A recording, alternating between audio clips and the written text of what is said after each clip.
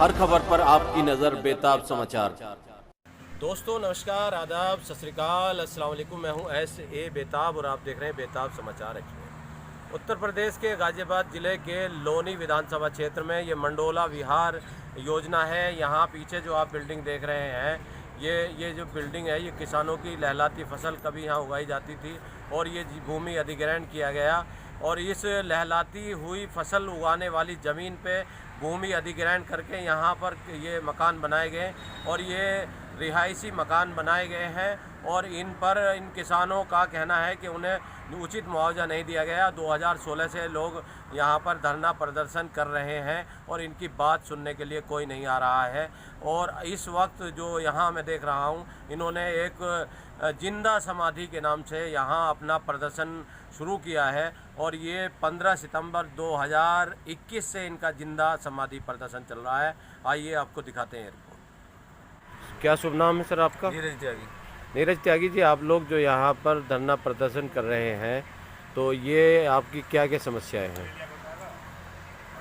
देखो, समस्या तो आज हम किसान हैं और देश के किसान के लिए तो आज समस्याओं का पूरा अंबार इस सरकार ने लगा दिया है। 3 कृषि कानून ऐसे लाए गए हैं जो बिल्कुल किसान विरोधी हैं, जिसमें किसान का हित नहीं बल्कि कारपोरेट घरानों का हित सरकार ने सुरक्षित रखा है। किसान पिछले 10-11 महीने से कृषि कानून को लेके बहुत असमंजस की स्थिति में है। सरकार कह रही है कि बिल वापसी, ये कानून वापसी नहीं होंगे और किसान कह रहे हैं कि कानून वापसी हो, क्योंकि किसानों को लग रहा है कि भाई इसमें कोई उनका हित नहीं है। तो किसान नेताओं से हम ये अपील करते हैं कि भाई अगर सरकार इसमें संशोधन के लिए तैयार है तो संशोधन, अच्छे से अच्छे संशोधन किसान हित में बना के सरकार तक भेजें।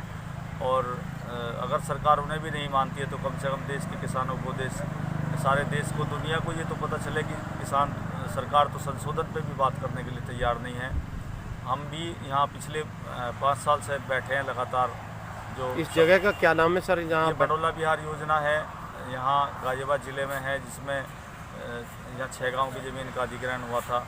हम पिछले 5 साल से यहाँ अपनी ज़मीन के अधिग्रहण का विरोध करते हुए यहाँ बैठे हैं मुआवजे की मांग को लेकर, लेकिन सरकार ने ना तो हमारी बात सुनी और आज हम जो देश में बड़ी लड़ाई किसानों की है, जिसमें किसान का नाम ही मिटने जा रहा है, उस लड़ाई में भी हमारा पूरा सहयोग है।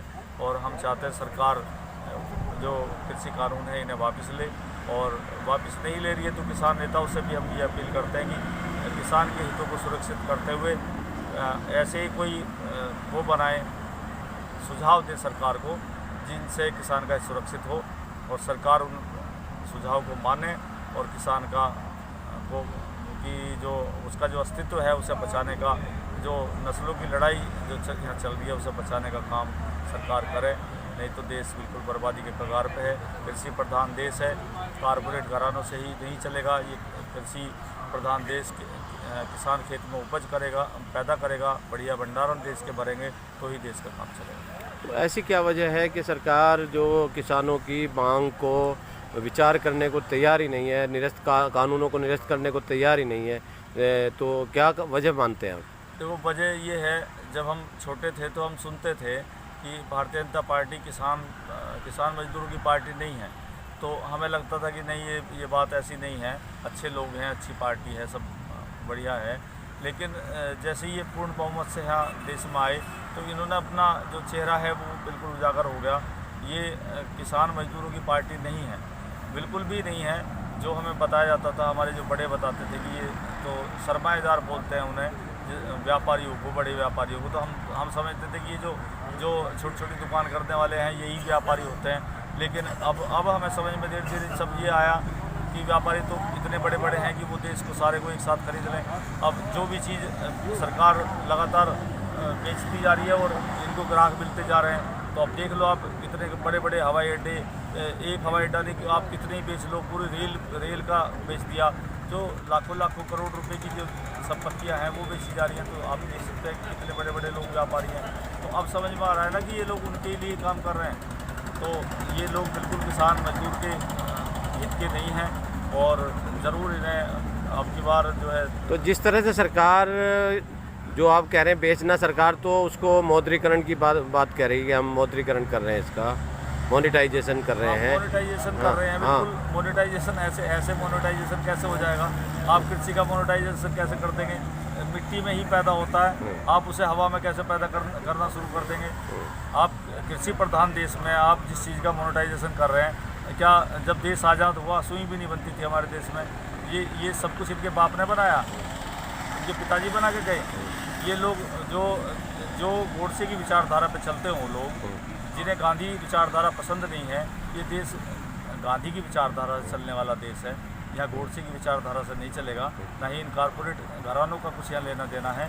यहाँ किसान ने पैदा किया है इस कृषि प्रधान देश में। लोग कहते हैं कि ये तो सांप्रदायिक एजेंडे को लागू करके और सरकार जो है वोटों का ध्रुवीकरण करके जीत जाती है। बिल्कुल बिल्कुल, ये जीत जाती है। हमारे सब लोगों को ये समझना चाहिए कि यहाँ तो जिस तरह से ये हिंदू मुस्लिम होता है, क्या लोग अभी भी बहकावे में आ जाएंगे या समझ रहे हैं कुछ? अब की बार सब लोग धीरे धीरे समझ रहे हैं। देखो, एक समय होता है, एक बार को किसी अकस्मात एक कोई इस तरह का कोई प्रोपोगंडा ला के सरकार रख दे तो वो समझ में आता है कि भाई चलो भाई हो सकता है ऐसा हो जाए। लेकिन क्या देश में से किसी मुसलमान को काट के समुद्र में फेंक दिया जा सकता है?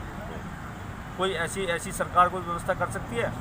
अभी इन्होंने गाय करके गाय का क्या हाल करा दिया? जो गोमांस है, गोमांस का तो निर्यात इन्होंने बढ़ा लिया। वैध और अवैध इन्होंने घोषित कर दिया कि ये अवैध है, ये वैध है। अगर कोई मुस्लिम दाढ़ी वाला अगर कोई एक गाय को पकड़ के ये सोच रहा हो कि ये जंगल में ऐसी फिर रही है, मैं इसको पाल लूँ, तो शायद उसको इनके अलग अलग तरह के दल उसको पकड़ के मार देते हैं। और जो निर्यात है वो निर्यात बढ़ गया गोमांस का। कहाँ से बढ़ा दिया? किसने बढ़ा दिया? इन्होंने जो वैध रूप से कट रही हैं गाय, उनमें इन्होंने दुनिया भर के वो प्रोपेगेंडे लगा के और वो सब बढ़ा लिया। तो गाय के लिए तो बता रहे हैं उत्तर प्रदेश सरकार ने बहुत सारी योजनाएं शुरू की हैं और फायदा हुआ है उससे, जो काफी इनकी माँ ने दूध पिया तो उसे वो कर देना, राष्ट्रीय पशु घोषित कर देना। आज तो इनके तो कोई बोलने वाला भी नहीं है। इस तरह से इन्होंने कानून पास करे हैं, गाय को राष्ट्रीय पशु घोषित कर दें।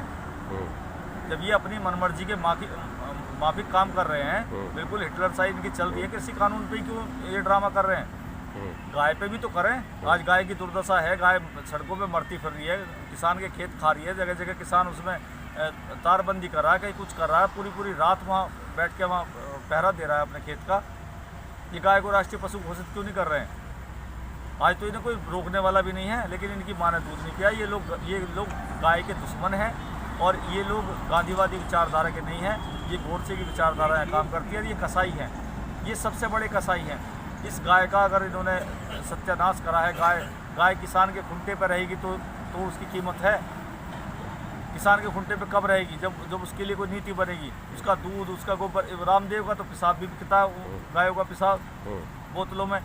ये जो किसान है उसके लिए कोई व्यवस्था क्यों नहीं कर रहे? वो पेशाब भी उसका बिकवा दें और उसका गोबर भी बिकवा दें।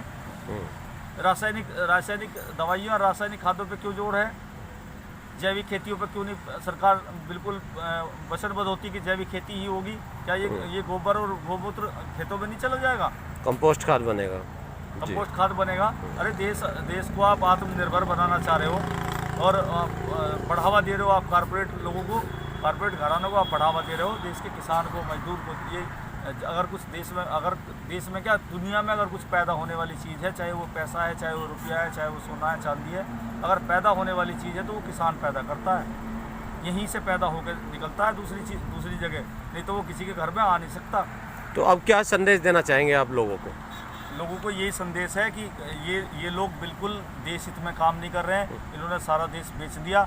इनके साथ खड़े होने का कोई लाभ नहीं है। हम लोग भी खड़े रहे हैं, हम लोग कार्यकर्ता रहे हैं भारतीय जनता पार्टी के, लेकिन हम लोगों ने जब इनको समझा, इनको देखा, तो आज हम इनसे दूरी बना के हटे हुए हैं और भविष्य में कभी इनके साथ नहीं रहेंगे। ये लोग तो इन्होंने तो अपना दिखा दिया। जैसे ही इन्हें पूर्ण बहुमत से बनाया गया, क्या हम लोगों ने इन्हें वोट नहीं दी? हम लोग लगातार इन्हें वोट देते हैं। जब से वोट बनी है, जब से हमने इन्हीं लोगों को वोट दिया है। इन्होंने अपना चेहरा दिखा दिया, बेचते हुए जा रहे हैं। अरे किससे बेच रहे हो भैया? कोई पब्लिक सेक्टर की कंपनी बना के आप 4-4, 6-6 गाँव के लोगों को आप उसमें शामिल करके आप उन्हें देना जमीन, इन चीज़ों को खरीद के वे लोग आपको चला के दिखाएंगे। आप उनकी हिस्सेदारी करें ना। आप कारपोरेट घराने, आपको 10 ही लोग बढ़िया लगते हैं देश में, आप उन्हें क्यों बेच रहे हैं? अब इसमें 1000 लोगों को शामिल करें, उनको मालिक बनाएं। अब जो किसान की तो यानी आपके अनुसार जो सरकार ये निजीकरण या बेचने का काम कर रही है ये ठीक नहीं है? ये ठीक हो ही नहीं सकता। कैसे ठीक हो जाएगा? एक ईस्ट इंडिया कंपनी आई थी और उसको पूरी जितनी भी देश की रियासत थी किसी ने उसको पनाह नहीं दी, लेकिन गुजरातियों ने पनाह दिया। आज ये इस देश की गद्दी पे बैठे हैं तो वही काम कर रहे हैं। एक ईस्ट इंडिया कंपनी ना इन कारपोरेट घरानों का गुलाम कर रहे हैं देश को, और किसान को भी गुलाम करने की जो इनकी पूरी साजिश चल रही है इन कृषि कानूनों के माध्यम से। किसान अगर देश का गुलाम हो जाएगा तो कैसे इस देश का पेट कौन भरेगा? अभी आप देखना, जितनी भी सेना में भर्तियाँ खुलती हैं उनमें किसान के बेटे जाते हैं। अगर किसान के बेटों ने वहाँ जाना शुरू कर दिया तो ये कारपोरेट घराने इनके बच्चे क्या इन पे वहाँ नौकरी करेंगे? बॉर्डर पे, सीमा पे कहाँ से लाएंगे ये सीमा के लिए?